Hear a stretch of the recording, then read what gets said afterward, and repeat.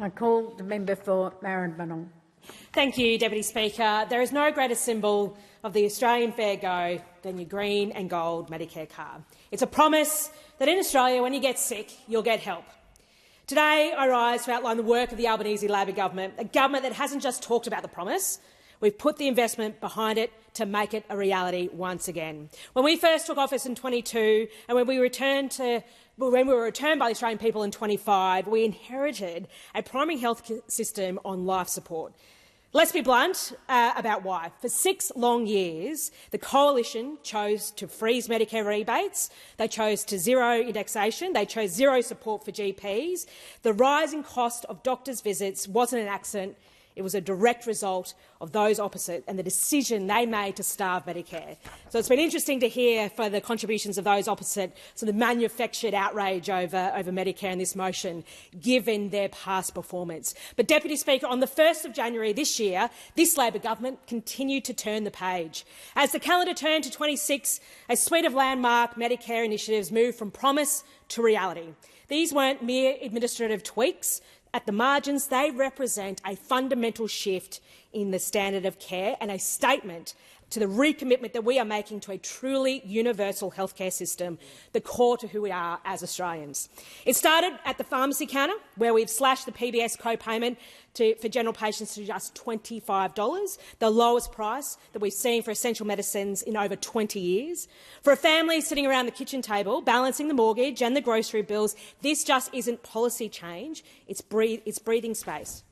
We didn't just stop at the chemist. We've ensured that when your child gets sick at 2 a.m, and we've all been there, we are not left in the dark. With the launch of 1800 Medicare, a 24-hour direct helpline, high-quality health advice that you can get that eases peace of mind, that is delivered right there at the end of the phone line. And, Deputy Speaker, recognising the modern challenges our nation faces, we have opened a new digital front door to care. The Medicare Mental Health Check-in is now live, providing immediate, free access to self-help tools and support.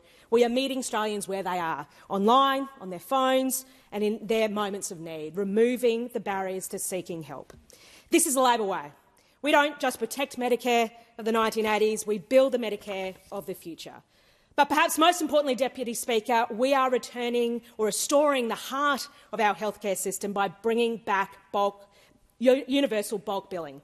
We were told the decline was terminal, but we've proven that when you value doctors, doctors can value their patients. By tripling the bulk billing incentive and extending it to just last November to every single Medicare card presentation, we have made it financially viable to be a bulk billing doctor again.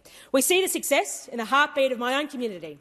Look at the Moonee Pond Super Clinic. They are part of a wave of over 3,300 practices nationwide that are now fully bulk billing. Look at the Gladstone Park Family Medical Centre. These are clinics staffed by professionals who have a deep and fundamental understanding of our community's needs.